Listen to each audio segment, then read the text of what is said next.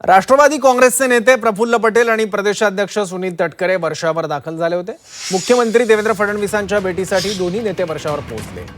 राष्ट्रवादी काँग्रेसमधील अंतर्गत संघर्षाच्या पार्श्वभूमीवर या भेटीला विशेष महत्त्व आहे। आणि आणखी एक महत्त्वाचं म्हणजे जयंत पाटील हे सुद्धा या भेटीसाठी गेल्याची माहिती आपल्याला नव्यानं कळते आहे।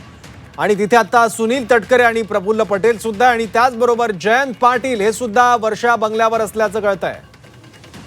फडणवीसांच्या भेटीसाठी तिन्ही नेते वर्षावर गेलेले आहेत।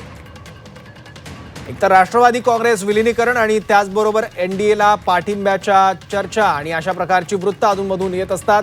आजही तीच चर्चा आहे आणि त्यात तटकरे आणि प्रफुल्ल पटेल असताना मुख्यमंत्र्यांच्या वर्षा या निवासस्थानी जयंत पाटील यांचं असणं हे बरेच प्रश्न उपस्थित करणार आहे आणि बऱ्याच गोष्टींकडे अंगुली निर्देश करणारं सुद्धा आहे।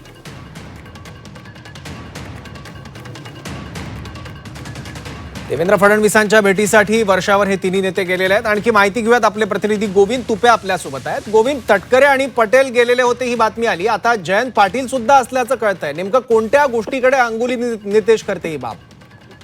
एकूण जर बघितलं तर महाराष्ट्राच्या राजकारणात एक वेगळा ट्विस्ट येण्याची शक्यता या आजच्या भेटीनंतर तयार झाली आहे असं म्हणायला स्कोप आहे। कारण का एकूणच गेल्या काही दिवसापासून राष्ट्रामध्ये ज्या पद्धतीचा मतमतांतर सुरू आहेत त्यामुळे आजच्या या सगळ्या भेटीला विशेष महत्त्व आल्याचं पाहायला मिळतं आहे। गेल्या काही दिवसापासून एक निवडणूक आयोगाची आलेली नोटीस असेल, त्याचबरोबर सुनेत्रा पवारांनी काही घेतलेले निर्णय आणि त्या निर्णयामध्ये प्रफुल्ल पटेल असतील, सुनील तटकरे असतील यांना वेगळं ठेवलेलं, हे सगळ्या निर्णय प्रक्रियेतून बाजूला ठेवलेले काही संदर्भ असतील किंवा गेल्या काही दिवसापूर्वी सगळ्यात महत्त्वाच्या ज्या बातम्या आल्या होत्या त्या सुनेत्रा पवार आणि पार्थ पवार यांना बाजूला ठेवून पुन्हा एकदा राष्ट्रवादीच्या विलीनीकरणाच्या ज्या काही सगळ्या चर्चा सुरू झालेल्या होत्या या पार्श्वभूमीवर आजच्या या बैठकीला विशेष महत्त्व असल्याचं पाहायला मिळतं आहे। आत्ताची जी सूत्रांची माहिती मिळते आहे ती प्रफुल्ल पटेल, सुनील तटकरे आणि जयंत पाटील जे आहेत ते या ठिकाणी मुख्यमंत्र्यांच्या वर्षा निवासस्थानावर आल्याचं पाहायला मिळतं आहे। आणि एकूण ही सगळी जी बैठक आहे गुप्त पद्धतीने सुरू असल्याचं सांगितलं जात आहे। साधारणतः या बैठकीतून काय आउटपुट मिळतं, मुख्यमंत्री काय सल्ला देतात हे पाहावं लागेल। परंतु आजच्या दिवसभरातल्या घडामोडीमध्ये सुद्धा ज्यावेळेला तटकरेंना याबाबत विचारलं होत असता की हा सगळा जो अंतर्गत कलह सुरू आहे त्यावर मात्र तटकरेंनी प्रतिक्रिया देताना आपले हात वर केले होते, जाणीवपूर्वक नकार दिला होता, माझा या गोष्टीशी काहीही संबंध नसल्याचा खुलासा केला होता। परंतु त्याच वेळेला काल जे एका कार्यक्रमामध्ये बोलताना प्रफुल्ल पटेलांनी मात्र या सगळ्या गोष्टींवर नाराजी व्यक्त केली होती, एक वेगळी भूमिका घेतल्याचं पाहायला मिळत होतं। त्यामुळे आजच्या या बैठकीतून नेमकं काय मिळतंय, मुख्यमंत्र्यांसोबत ते कशा पद्धतीची चर्चा होते हे पाहावं लागेल। परंतु मुख्यमंत्र्यांच्या वर्षा निवासस्थानावर हे बैठक सुरू असल्याची माहिती मिळते। ठीक आहे गोविंद, सोबत थांबा, अमोल मिटकरी आहेत राष्ट्रवादी काँग्रेसचे नेते आपल्यासोबत। अमोल मिटकरी जी आता वर्षा बंगल्यावर प्रफुल्ल पटेल आहेत, त्याचबरोबर तटकरे आहेत आणि याचबरोबर जयंत पाटील सुद्धा वर्षावर असल्याचं कळतंय, काय घडतंय नेमकं? काय मोठा भूकंप येऊ पाहतोय महाराष्ट्राच्या राजकारणात?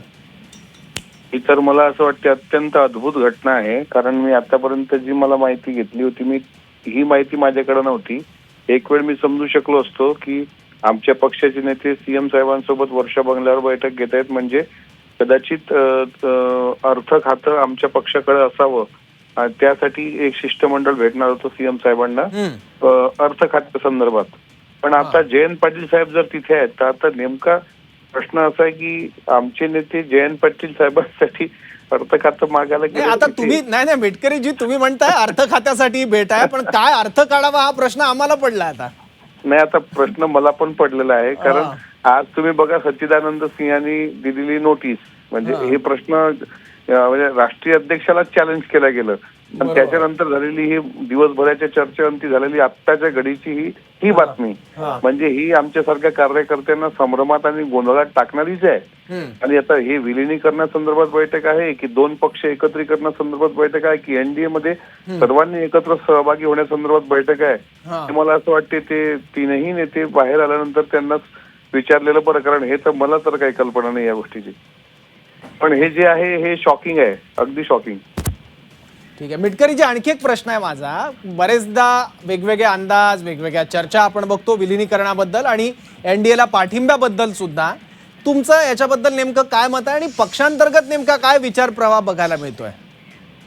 आमचा पक्ष एनडीएचा एक महत्वाचा घटक पक्ष आहे, याबद्दल काही दुमत नाही. आता ते सर्व मान्य झालंय, सगळीकडे झालंय. अजितदादांच्या उपस्थितीतच एनडीए मध्ये आम्ही म्हणजे महायुतीमध्ये सहभागी झालो.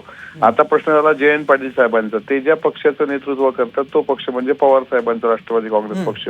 याच्यावरून मला असा कयास किंवा अंदाज लावता येतो की राष्ट्रवादी काँग्रेस पक्ष पवार साहेबांचा जो तुतारी पक्ष आहे, तुतारी चिन्हावर निवडून आलेले जे खासदार आमदार आहेत, त्यातले जे अस्वस्थ आमदार आहेत, ज्यांना सत्तेसोबत यायचं आहे, त्यांच्या बाबतीत चर्चा करायला कदाचित असे आहेत आमदार शरद पवारांच्या पक्षात ज्यांना सत्तेसोबत यायचं आहे.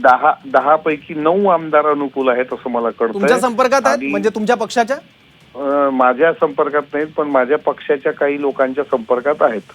त्याच्यामुळं त्यांची पण इच्छा आहे सहभागी व्हायचं. पण खासदारांचं सुद्धा म्हणजे 8 खासदारांपैकी 5 ते 6 खासदार हे सुद्धा अनुकूल आहेत एनडीए मध्ये सहभागी होण्याकरता. तर ही जी काही घडामोड आहे ही शॉकिंगच घडामोड आहे. मला माहिती नव्हतं. आता तुमचा फोन आला G24 तास म्हणून मी उचललं, पण नेमकं काय चाललंय हे पांडुरंगाला माहित. ठीक आहे, आता फक्त अर्थच काढू शकतो आपण, पण आता काय नेमकं अर्थ काढू शकतो, पण मुख्यमंत्र्यांकडून अर्थ खातं काढू शकतो का तेवढं ते पाहणं महत्वाचं आहे. ही 3 महान नेते बसलेले असताना अर्थ खातं जर निघालं तरी भरपूर पावलो आम्ही असं समजतो.